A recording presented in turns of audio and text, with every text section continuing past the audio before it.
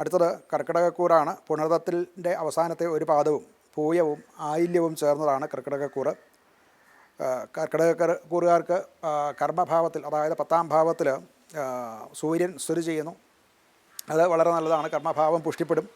ജോലിയിലും മറ്റുമൊക്കെ ചില പുരോഗതികളും അഥവാ ഉയർന്ന സ്ഥാനത്തേക്ക് എത്താനും ഒക്കെ സാധ്യത കാണുന്നുണ്ട്.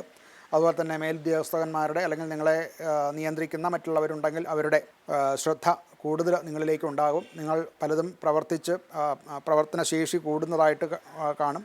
പ്രവർത്തിച്ചതിൻ്റെ ഫലം ഉണ്ടാക്കുന്നതായിട്ടും ഈ പറയുന്ന മേലുദ്യോഗസ്ഥന്മാർക്കും ഒക്കെ ഒരു തോന്നലുണ്ടാകും. അതുകൊണ്ട് തന്നെ അവരുടെ ശ്രദ്ധയും നിങ്ങളിലേക്ക് ഉണ്ടാകും. പുതിയ ഉത്തരവാദിത്വങ്ങളൊക്കെ ഏറ്റെടുക്കേണ്ടതായിട്ട് വരും. ശുക്രൻ 11ാം ഭാവത്തിലാണ്. സാമ്പത്തികമായിട്ടും അനുകൂലമാണ്. സാമ്പത്തിക ലാഭം ഉണ്ടാകാൻ സാധിക്കും. ഉള്ള വരുമാന വർധനവും ഉണ്ടാകും. അതുപോലെ സുഹൃത്തുക്കളുടെ, അതുപോലെ തന്നെ പരിചയക്കാർ, അങ്ങനെയുള്ള സുഹൃത്ത് വലയത്തിൽ നിന്ന് ഉള്ള സഹായം ലഭിക്കാനും സാധ്യതയുണ്ട്. ആരോഗ്യപരമായിട്ട് വലിയ തെറ്റില്ല. എങ്കിലും ചില മാനസിക സമ്മർദ്ദം മൂലമുണ്ടാകുന്ന ചെറിയ പ്രയാസങ്ങൾ അനുഭവപ്പെട്ടേക്കാം. പരിഹാരമായിട്ട് ശിവപൂജ ചെയ്യുന്നത് വളരെ ഉത്തമമാണ്. ശിവസഹസ്രനാമം ജപിക്കുക, ശിവന് ധാര ചെയ്യുക, ശിവക്ഷേത്ര ദർശനം നടത്തുക, ഇതൊക്കെ പറയാവുന്ന പരിഹാരങ്ങളാണ്.